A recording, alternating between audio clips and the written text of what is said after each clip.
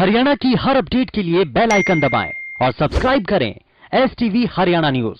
वहीं अनलॉक 1 की दूसरी किश्त अब मिलने जा रही है और इसमें रियायतों का एक और दौर शुरू हो चला है। लेकिन इस सब के बीच कई जगहों पर रियायतें मिली हैं, तो वहीं गुरुग्राम और फरीदाबाद में अभी रियायत नहीं दी गई है।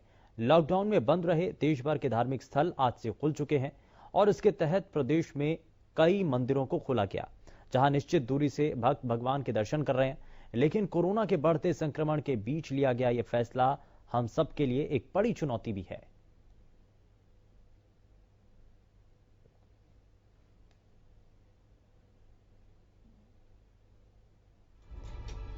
तो अनलॉक में जिम्मेदारियां अब और भी ज्यादा बढ़ चुकी हैं। धार्मिक स्थल में क्या क्या चीजें देखने को मिलेगी, तैयारियां किस रूप में हैं। दरअसल मूर्तियों और पवित्र ग्रंथों को छूने की अनुमति नहीं होगी। वहीं भक्तों के बीच सोशल डिस्टेंसिंग मेंटेन करना बेहद जरूरी होगा। वहीं सामूहिक अनुष्ठान पूरी तरह से प्रतिबंधित रहेंगे। जूते चप्पल को धार्मिक स्थल पर अनुमति नहीं दी जाएगी, यानी कि वहां आप ये जूते चप्पल पहन करके नहीं जा सकते हैं। जूते चप्पल रखने की खुद ही व्यवस्था आपको करनी होगी। और मॉल रेस्टोरेंट में क्या चीजें, यहां पर आने के लिए आपको आरोग्य सेतु ऐप डाउनलोड करना होगा। फूड स्टॉल में 50% लोगों के ही बैठने की अनुमति होगी। एक ग्राहक के जाने पर टेबल को सैनिटाइज करना होगा। वहीं दूसरी लोग फिर उसके बाद आ सकते हैं। डिस्पोजेबल मेन्यू रखने की सलाह दी गई है और एसी से 70% ताजा हवा आनी चाहिए।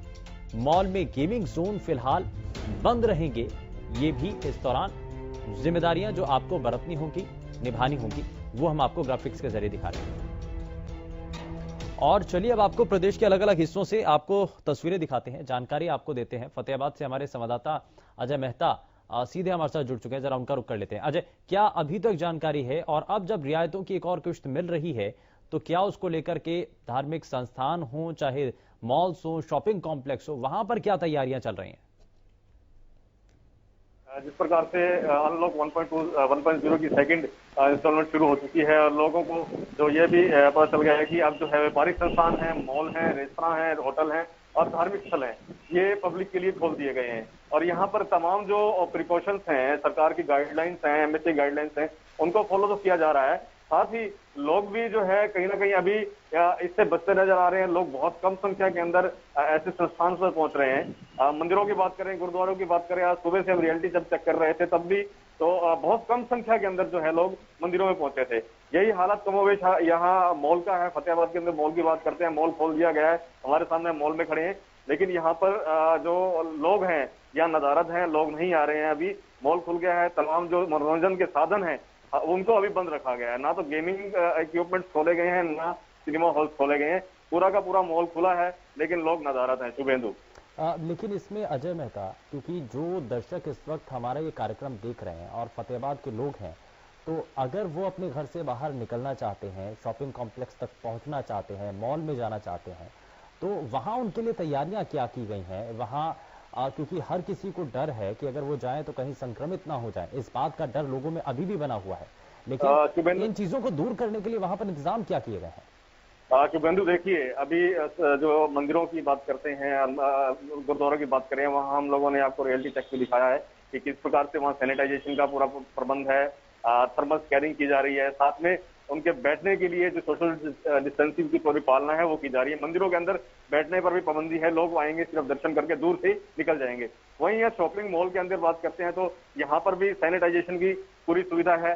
यहाँ पर लोगों को स्कैन करके सैनिटाइज करके अंदर प्रवेश करने दिया जा रहा है और लोगों को बताया जा रहा है कि बिना मास्क के किसी को भी शॉपिंग मॉल कम्प्लेक्स के अंदर नहीं जाने दिया जाएगा। हमारे साथ यहाँ एक शॉपिंग मॉल के कर्मचारी हैं, हम इनसे बात करेंगे कि क्या व्यवस्थाएं यहाँ की गई हैं लोगों के आने के लिए।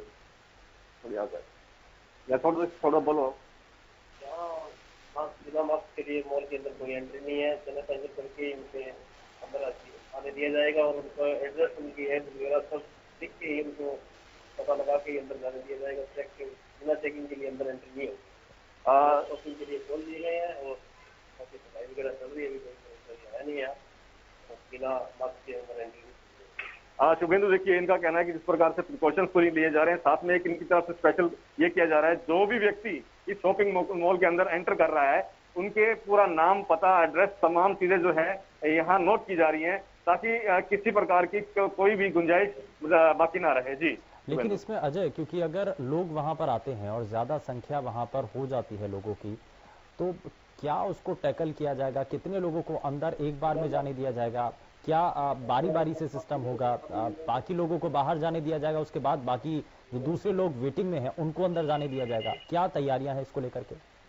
शुभेंदु, देखिए, यहाँ जो हमारे शॉपिंग कॉम्प्लेक्स के ऑनर हैं, इनसे बात हुई, इनका ये कहना है कि जो एमएसए की तरफ से और सरकार की तरफ से जो गाइडलाइंस हैं, उनके तमाम चीजों को, पहलुओं को नजर में रखते हुए उनका पालन की जा रही है। इनका कहना है कि जो एक ही बार के अंदर जो है अलग अलग दुकानें हैं, वहाँ प्रत्येक दुकान के अंदर 5 से अधिक लोगों को नहीं खड़ा होने दिया जाएगा। अब शॉपिंग मॉल्स के अंदर लगभग 10 से 15, 20 दुकानें जो हैं, वहां पर एक एक व्यक्ति को स्कैन करके भेजा जा रहा है। बड़ी संख्या नहीं हो जाएगी। यहाँ इनका कहना है लगभग 20 से 25 लोग एक बार के अंदर एंटर होंगे। जब वो बाहर निकलेंगे उसके बाद अगले जो है लोगों को अंदर भेजा जाएगा। जी शुभेंदु। लेकिन अजय, जरा ये बातचीत करिए कि आज तो पहला दिन है, अभी तो लोग उतने ज्यादा संख्या में आ नहीं रहे हैं, लोग बहुत कम आ रहे हैं, लोगों में डर ज्यादा है। धीरे धीरे जब चीजें बेहतर होंगी तो क्या लोगों का आने का सिलसिला शुरू होगा? उनको उम्मीद है? देखिए, अभी जो है स्थिति यहाँ है कि अभी लोगों को पता नहीं चल पाया है। बहुत कम संख्या के अंदर लोग यहाँ आ रहे हैं। जब लोगों को पता चलेगा और संख्या बढ़ेगी, तब यहाँ पर आपके क्या प्रबंध रहेंगे, किस प्रकार से लोगों को अंदर भेजा जाएगा और क्या स्थिति रहेगी उस वक्त, यहाँ जब पता लग जाएगा इनको, लोगों को जब उनको 5-5 करके 2-2 करके ही उनको अंदर भेजा जाएगा। दोनों के अंदर है वही शोरूम वालों को बता दिया गया है कि 2 आदमी 5 या 3 के अंदर कोई एंट्री नहीं होगी। उन्होंने ले लिए, उनको वापस बाहर करो, नए को फिर एंट्री दी जाएगी। उनका पूरा एड्रेस पता लगा के बिना ऐसे जो दुकानदार अगर करता है। जब ठीक है, संख्या बढ़ती है, बिल्कुल ये संख्या को लेकर भी बात है और इसको लेकर के शॉपिंग कॉम्प्लेक्स हो, मॉल्स हो, सभी जगहों पर तैयारियां की जा रही हैं। तो फतेहाबाद से ये जानकारी, ये रिपोर्ट हमने अपने सभी दर्शकों तक पहुंचाई, आप तक हम पहुंचा रहे हैं। खैर, बहुत शुक्रिया अजय इस जानकारी के लिए। तो फतेहाबाद से फिलहाल आपको हम ये तस्वीरें दिखा रहे थे, वहां तैयारियां किस रूप में देखने को मिल रही है वो हमने आपको अभी तक दिखाया। लेकिन आप जरा आगे बढ़ते हैं, आपको प्रदेश के बाकी हिस्सों की तस्वीरें भी दिखाते हैं, वहां पर क्या इंतजाम चल रहे हैं। जरा आपको अब फरीदाबाद लिए चलते हैं। फरीदाबाद से हमारे संवाददाता राजा पटेल सीधे हमारे साथ जुड़ चुके हैं, जरा उनका रुख कर लेते हैं। राजा, फरीदाबाद से अभी तक जानकारी क्या मिल रही है? रियायतों की इस दूसरी किश्त के दौरान क्या तैयारियां अभी फरीदाबाद में चल रही हैं? शॉपिंग कॉम्प्लेक्स, क्योंकि ये सभी चीजें तो फिलहाल बंद हैं, तो यहाँ लोग क्या चाहते हैं? मॉल्स यहां पर खुल नहीं सकते, धार्मिक स्थल अभी बंद किए हुए हैं। जो रियायत की किश्त है प्रदेश के बाकी हिस्सों में तो दी जा रही है, लेकिन फरीदाबाद में तो अभी ये कोसों दूर है। तो क्या इसको लेकर के लोगों का कहना है और प्रशासन इसको लेकर के चाहे वो मॉल्स के संचालक हो या धार्मिक स्थल संचालक हो, उन तक क्या जानकारी पहुंचाई जा रही है? फरीदाबाद की बात करें तो फरीदाबाद में लगातार कोरोना मरीजों की संख्या में इजाफा हो रहा है। लगातार जिस तरीके से कोरोना मरीजों की संख्या बहुत ही बड़ी तादाद में आगे बढ़ती जा रही है, इसको लेकर प्रशासनिक अधिकारी लगातार मीटिंगों का दौर जारी है। वहीं जब मॉलों की बात करें, धार्मिक स्थलों की बात करें, तो फरीदाबाद में साफ तौर पर अभी नहीं खुल रहे हैं, क्योंकि जिस तरीके से मरीजों की संख्या में इजाफा हो रहा है, जितने भी कंटेनमेंट जोन बनाए हैं वहां से लगातार मरीजों की संख्या में लगातार इजाफा हो रहा है। और जिस तरीके से डोर टू डोर सैंपलिंग की जा रही है फरीदाबाद में, कयास ही लगाए जा रहे हैं। सुबह जी आंकड़ा है करीबन 1000 के आसपास पहुंचेगा। बहुत बड़ी बात है, 771 मामले अब तक हो चुके हैं। और जिस तरीके से लगातार सैंपलिंग की जा रही है, लोगों को चेक किया जा रहा है और लोगों को क्वारंटाइन भी किया जा रहा है, उसको लेकर जो अंदेशा ये है कि ये संख्या बहुत ज्यादा आगे बढ़ने वाली है। और साफ तौर पर फरीदाबाद में जिस तरीके से लगातार कोरोना मरीजों की संख्या में इजाफा हो रहा है, ये एक चिंता का विषय है, क्योंकि स्वास्थ्य जो विभाग है वो तमाम दावे जरूर कर रहा है कि हम सैंपलिंग ले रहे हैं, पर जो इंतजाम में आप देखिए कल जिस तरीके से एक कोरोना मरीज ने वीडियो वायरल किया ईएसआई हॉस्पिटल से, क्योंकि फरीदाबाद के जितने भी कोरोना पेशेंट है उनको ईएसआई हॉस्पिटल में रखा जाता है, वहीं क्वारंटाइन किया जाता है, वहीं उनका इलाज होता है। पर जो सुविधा है, सुविधाओं के नाम पर कहीं ना कहीं जिस तरीके से उस कोरोना पेशेंट ने लोगों को वीडियो वायरल करके बताया कि कितनी बद से बदतर वहां पर सुविधाएं, तो एक चिंता का विषय है। आमतौर पर जिस तरीके से मौत का आंकड़ा भी पूरे हरियाणा में फरीदाबाद अव्वल हो गया है, अब तक जिस तरीके से मौत लगातार फरीदाबाद में हो रही है, ये भी एक चिंता का विषय है। इसी कारण की वजह से सरकार ने अभी फरीदाबाद में ना ही मॉल खोलने की इजाजत की है, ना ही धार्मिक स्थल खोलने की इजाजत है। वहीं लोग हैं वो काफी निराश है, क्योंकि जिस तरीके से धार्मिक स्थलों की बात करें, लगातार काफी ज्यादा तैयारी फरीदाबाद में चल रही थी, सैनिटाइज किया जा रहा था, रूल रेगुलेशन फॉलो करने की बात की जा रही थी, अनाउंस।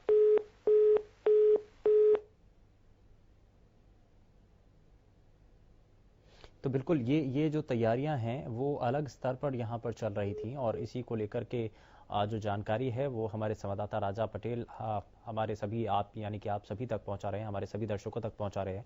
और इसी को लेकर के ये हम आपको ग्राफिक्स के जरिए भी एक बार फिर से आपको जरा तस्वीरें दिखाते हैं, जरा ग्राफिक्स के जरिए आपको जानकारी देते हैं।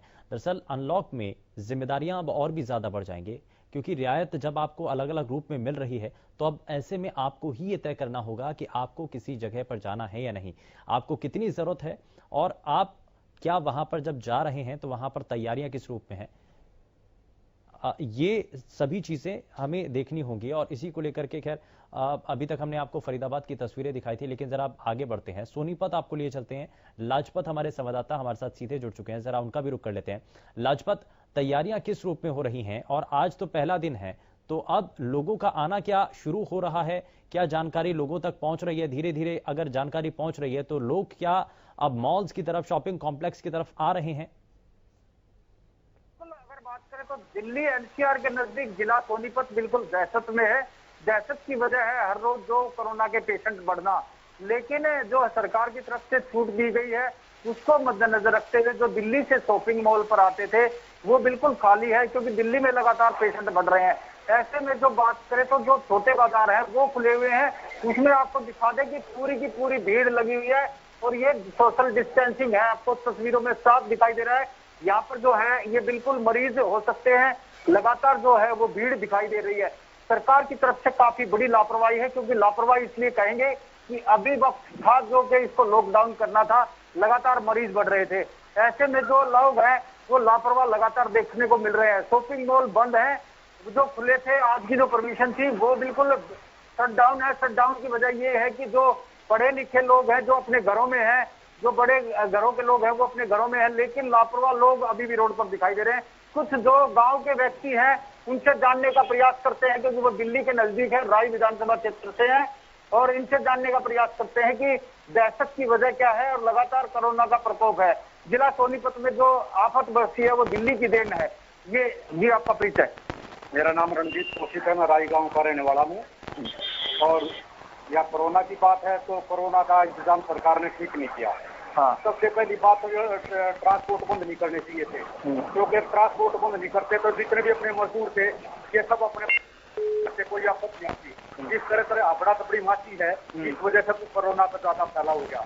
और अब भी इतनी ये जो कर रहे हैं सरकार की तरफ से कोई इंतजाम नहीं है, हर गाँव में मरीज पा रहे हैं, ना कोई छिड़काव हो रहा है, ना कोई डॉक्टर आ रहा है, ना कोई इंतजाम नहीं है सरकार की तरफ। चारों तरफ से सरकार फैल है। अब तो लोगों को खुद ही समझना पड़ेगा, सरकार के भरोसे रहेगा तो अपनी जिंदगी देनी है, जिंदगी खत्म करनी है। तो मेरा तो ये कहना है कि सब मैं अपनी सेफ्टी खुद अपने आप करो, सरकार के भरोसे कुछ नहीं। ये थे ग्रामीण जिन्होंने साफ आरोप लगाया कि सरकार की बड़ी लापरवाही है, जिसका खामियाजा खुद लोगों को भुगतना पड़ेगा, क्योंकि आने वाला वक्त और भी टाइट हो सकता है। दिल्ली नजदीक है और यहाँ पर बात करते हैं और यहाँ पर ग्रामीण हैं, उनसे जानते हैं, प्रयास करते हैं कि क्या कुछ व्यवस्था है सरकार की तरफ से। अच्छा, ये थे जो ग्रामीण, हमने प्रयास किया लेकिन बात नहीं कर पाए वो, लेकिन जो है बिल्कुल लोगों में डर है, खौफ भी है, और लोग ये चाहते भी हैं कि अभी जब सभी चीजें ठीक है, खुलने की तरफ है, खुल भी जा रही हैं, तो ऐसे में जो है अपने आप ही लोगों को एहतियात बरतना होगा। खैर बहुत शुक्रिया लाजपत इस जानकारी के लिए। लेकिन अब आपको सोनीपत की हमने अभी तक आपको तस्वीरें दिखाई, लेकिन अब आपको जरा कुरुक्षेत्र लिए चलते हैं। कुरुक्षेत्र से हमारे संवाददाता भरत साबरी सीधे हमारे साथ जुड़ चुके हैं। भरत, आज कुरुक्षेत्र में क्या तस्वीरें देखने को मिल रही हैं, और जब शॉपिंग कॉम्प्लेक्स खोले जा रहे हैं, मॉल्स खोले जा रहे हैं, धार्मिक स्थल खोले जा रहे हैं, तो धर्मनगरी कुरुक्षेत्र में आज की तस्वीरें क्या देखने को मिल रही हैं? देखिए बिंदु, अगर स्थिति की बात करें इस समय मैं बिल्कुल मॉल के सामने खड़ा हूँ। आप देख सकते हैं कि मॉल के बाहर जो है सोशल डिस्टेंसिंग के लिए निशान लगाए गए हैं। अंदर जो है आने जाने वालों की थर्मल स्कैनिंग जो है वो की जा रही है। बिल्कुल मैं आपको मॉल के अंदर की तस्वीर दिखाना चाहूंगा। देखिए बिल्कुल एक आदमी को चेक करने के बाद जो है मॉल के अंदर जाने दिया जा रहा है। ठीक है, बहुत शुक्रिया भरत इस जानकारी के लिए। तो सोशल डिस्टेंसिंग का पाठ लोगों को पढ़ाया जा रहा है, सिखाया जा रहा है, और इन्हीं चीजों को यहाँ पर प्रदेश के अलग अलग हिस्सों में प्रशासनिक स्तर पर कोशिश है कि लोगों को यही बात समझ